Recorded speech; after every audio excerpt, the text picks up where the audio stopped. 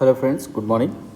आज के लेक्चर में हम बात करेंगे पाइथन के अंदर डेटा टाइप्स क्या होते हैं, वेरिएबल्स क्या होते हैं, ठीक है, और उसके क्या क्या टाइप्स होते हैं उनके बारे में डिस्कस करेंगे। पाइथन का जो फर्स्ट सेशन था उसमें हमने बताया था कि पाइथन बेसिकली होता क्या है, प्रोग्रामिंग लैंग्वेज है, कौन कौन यूज़ कर सकता है, कहाँ कहाँ पर यूज़ होती है, और इसकी इम्पोर्टेंस और हिस्ट्री के बारे में हम ऑलरेडी डिस्कस कर चुके हैं। तो पहले जिसने वो सेशन नहीं देखा है तो पहले वो देख लेंगे, उसके बाद यहाँ पे काम करेंगे, ठीक है। तो पाइथन में जो वेरिएबल्स होते हैं वो बेसिकली होते क्या हैं, ठीक है, क्या उसकी इम्पोर्टेंस है, क्यों रिक्वायरमेंट क्यों है हमें पाइथन में वेरिएबल्स की।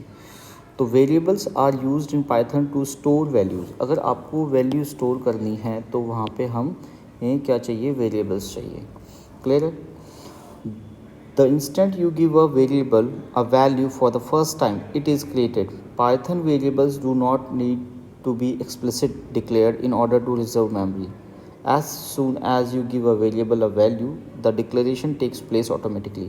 मतलब जैसे ही आप उसको वैल्यू देते हैं वो वहाँ पे क्या करेगा, उसके लिए एक स्पेस स्टोर कर देगा, ठीक है, उसी नाम से जो भी जिसके अगेंस्ट आपने असाइन किया है, ठीक है।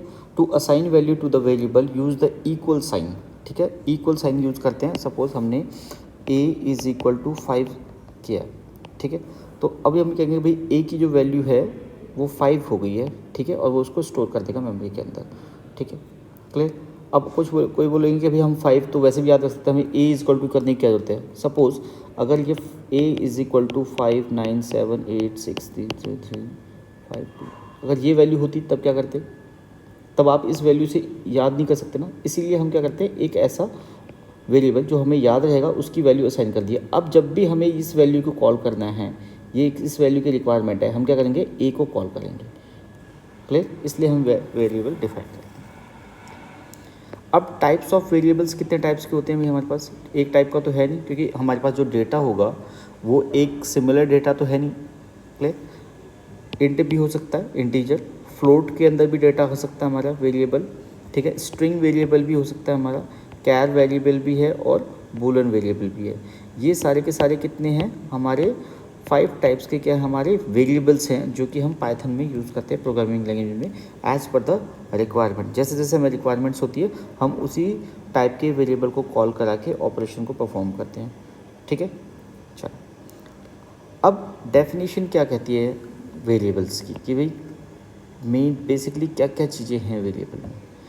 Are designated memory address where a value is kept is called variable. The value in Python can be any type of data type, किसी भी टाइप का डेटा टाइप हो सकता है, ठीक है, डेटा टाइप कोई सा भी हो सकता है, including integers, strings, list. Information that will required during program is stored in variables. जो भी इंफॉर्मेशन रिक्वायर्ड होती है हम क्या करते हैं, उसको वेरिएबल्स की फॉर्म में स्टोर कर देते हैं। It is not necessary to define a variable in Python before using it. जब आपको यूज़ करना है तभी आप डिफाइन कर सकते हो। ऐसा नहीं है कि इनिशियल स्टेज पे ही आपको सारे वेरिएबल्स जो प्रोग्राम में चाहिए आप सबको डिफाइन करो। Clear. The act of giving a variable a value creates it. A variable value can be altered at any time, किसी भी टाइम आप उसको अल्टर कर सकते हो एज़ पर द रिक्वायरमेंट, ठीक है, प्रोग्राम की जो रिक्वायरमेंट होगी उसके according. The variable prior value will be overwritten by this, और उसकी वैल्यू वो अपडेट हो जाएगी। क्लियर। अब बात करते हैं डेटा टाइप की, कितने टाइप के डेटा होते हैं हमारे पास, ठीक है। डेटा एक लेक्चर बनाया था मैंने स्टार्टिंग के अंदर डेटा टाइप का और डेटा साइंटिस्ट के ऊपर, आप उसको देख सकते हैं, उसमें डेटा टाइप को बहुत अच्छे से एक्सप्लेन किया। यहाँ पे हम ओवरव्यू लेंगे कि डेटा टाइप्स कितने टाइप्स के होते हैं, क्लियर, पाइथन के अंदर। तो फर्स्ट हमारा क्या है, न्यूमेरिक डेटा टाइप हो सकता है, डिक्शनरी, बूलियन, सेट और सीक्वेंस टाइप हो सकता है। तो न्यूमेरिक जब भी डेटा करते हैं इसमें हमारा इंटीजर्स आता है, कॉम्प्लेक्स आता है और फ्लोट आता है। अब इंटीजर क्या होता है आपको, कॉम्प्लेक्स क्या है और फ्लोट क्या है, ये चीज़ आपको पता होंगी। अगर आपको पता है तो प्लीज़ कमेंट बॉक्स में बताइए क्या क्या होता है। स्ट्रिंग्स क्या होता है, लिस्ट एंड टपल। लिस्ट और टपल स्ट्रिंग्स को हम स्पेशली अलग से एक चैप्टर बना के उसके ऊपर डिटेल में डिस्कस करेंगे, ठीक है। अभी देखते हैं ओवरऑल व्यूज़ जो हमारे पाइथन में जो टाइप्स ऑफ डेटा है इसमें कौन कौन सी सेट में कौन कौन सी वैल्यूज़ हमारी कंटेंड होती हैं, कौन कौन सी चीज़ें हैं। क्लियर। तो यहाँ पे इस टेबल की फॉर्म से देखेंगे हेल्प से, डेटा टाइप, क्लास और डिस्क्रिप्शन पे। तो न्यूमेरिक के अंदर क्या आता है आपका, इंट आता है, इंटीजर, फ्लोट और कॉम्प्लेक्स, ठीक है, that holds numerical value. Clear. Second क्या है, स्ट्रिंग। स्ट्रिंग में स्ट्रिंग आता है होल्ड्स सीक्वेंस ऑफ करेक्टर, जो भी सीक्वेंस होगा करेक्टर्स का उसको हम स्ट्रिंग में डालेंगे, ठीक है। सीक्वेंस में क्या होगा, लिस्ट, टपल और range, that's holds collection of items. मतलब लिस्ट के अंदर सपोज कोई स्टूडेंट्स की लिस्ट है, रोल नंबर्स की लिस्ट है, सब्जेक्ट्स की लिस्ट है, तो क्या करेगा, एक टाइप की जो लिस्ट होती है वो उसमें लिस्ट में करेंगे, टपल्स में और रेंज में। मैपिंग में क्या करते हैं, डिक्शनरी होती है that holds a related value और की वैल्यू पेयर को फॉर्म में हम अगर स्टोर करना है तो हम मैपिंग और डिक्शनरी की हेल्प लेते हैं, ठीक है।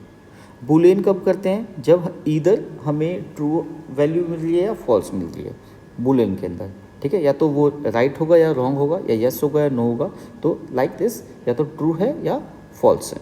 सेट में क्या करेंगे, सेट फ्रोजन सेट करते हैं, holds collection of unique items. Unique items के लिए हम सेट यूज़ करते हैं, ठीक है, जो कि जिसकी डुप्लीकेसी नहीं होगी। क्लियर। तो ये हमारे क्या थे, डेटा टाइप्स थे, उसमें क्या होल्ड करता है, उसका डिस्क्रिप्शन क्या है, ठीक है। इसको और डिटेल में अगर न्यूमेरिक डेटा पे अगर हम बना सकते हैं अलग से, ठीक है, न्यूमेरिक पे बना सकते हैं, स्ट्रिंग्स पे बना सकते हैं कि चैप्टर अलग से, ठीक है, सीक्वेंस पे मैपिंग पे बना सकते हैं, बुलियन पे बना सकते हैं कि किसमें किस टाइप का डेटा होल्ड करेगा, ठीक है। बट ये आप रिक्वायरमेंट है तो आप प्लीज़ कमेंट बॉक्स में बताएंगे, ठीक है। तो आज के सेशन में इतना ही। तो लेक्चर को आप लाइक कीजिए, शेयर कीजिए और सब्सक्राइब करें, ठीक है। Thank you so much.